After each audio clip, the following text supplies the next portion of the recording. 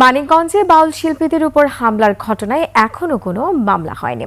এলাকায় থমথমে অবস্থা বিরাজ করছে।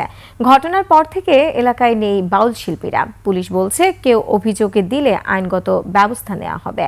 মানিকগঞ্জ প্রতিনিধি আল আমিন মাহমুদের তথ্য ভিডিওতে desk report. Lily beauty soap, যার অ্যান্টি এজিং গুণ তারুণ্য ধরে রেখে ত্বকে করে উজ্জ্বল। তারুণ্যময় উজ্জ্বল ত্বকের জন্য রিমার্ক। ঘটনাস্থল মানিকগঞ্জ শহরের দক্ষিণ সেউতা এলাকায় এখন শুনশান নীরবতা। তৌহিদি জনতা বা বাউল শিল্পী কাউকে দেখা যায়নি।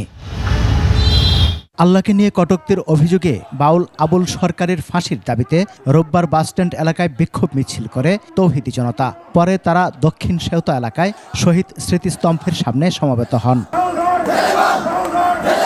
সে সময় আবুল সরকারের মুক্তির দাবিতে মানববন্ধনে অংশ নেওয়ার জন্য স্মৃতিস্তম্ভের সামনে অবস্থানরত কয়েকজন বাউলকে ধাওয়া করে তৌহিদি জনতা। এতে আহত হন 3 বাউল শিল্পী ও তৌহিদি জনতার একজন। আবুল সরকারের স্ত্রী সন্তানরা জানান, ইচ্ছাকৃতভাবে কারো অনুভূতিতে আঘাত করতে চান না তারা। কখনো কখনো একটু অতিরঞ্জিত হয়ে যায়। আমাদের যদি কোনো ভুল হয় আপনারা আমাদেরকে বলবেন যে আপনাদের এই জিনিসটা ভুল হচ্ছে, আপনারা এটা সংশোধন করেন।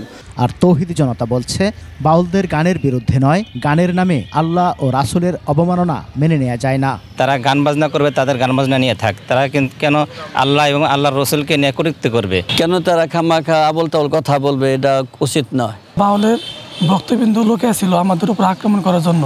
পুলিশ বলছে পরিস্থিতি এখন স্বাভাবিক। লিখিত অভিযোগ পেলে ব্যবস্থা নেওয়া হবে।